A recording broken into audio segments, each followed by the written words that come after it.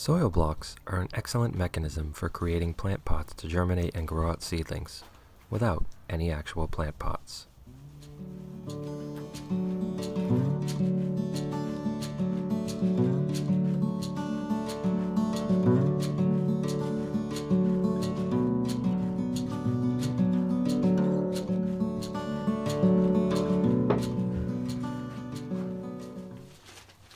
I was fortunate to learn about soil blocks and the way to make them right at the outset of my commercial farming endeavor nearly 2 decades ago. I learned about them through reading Eliot Coleman's book, The New Organic Grower, and I was hooked.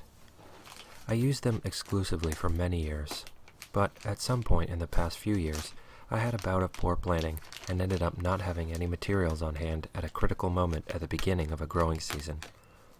I rushed around to different stores and couldn't find several of the ingredients I needed, so I broke down and bought several plastic seed starting trays, as well as 3 and 4 inch pots. I've used them for many years, and most are well past their expected useful lives. Each time I pick up a tray or move a seedling from a cell into another pot, another piece breaks. Now I've tried both methods. I think it's time to go back to the one I prefer, and that means it's time to mix up some seed block mix. I got this recipe from Eliot Coleman's book. You can find it online, but I recommend picking up a copy of The New Organic Grower. I read it cover to cover 3 times the summer I started farming, and I still reference it at least once per year for some technique he describes. The first ingredient is peat moss, to which you add limestone.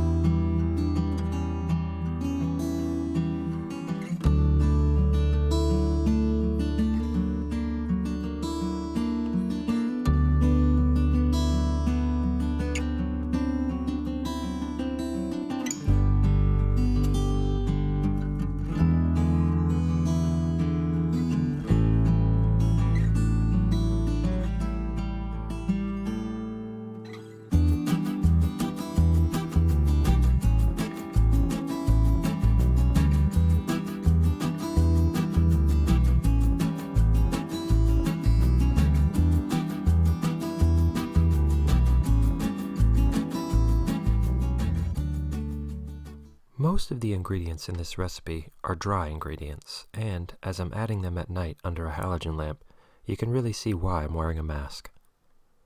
The worst 2 ingredients, in terms of dust and danger to your lungs, are the peat moss and the perlite.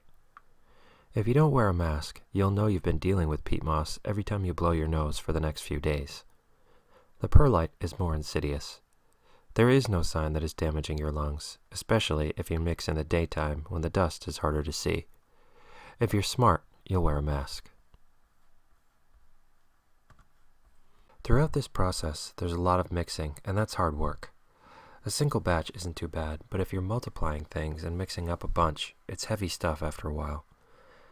To help with the mixing, I like to spread the layers of base material out and then sprinkle powders and next ingredients relatively evenly across the whole surface, rather than just dump an ingredient in the center of a pile.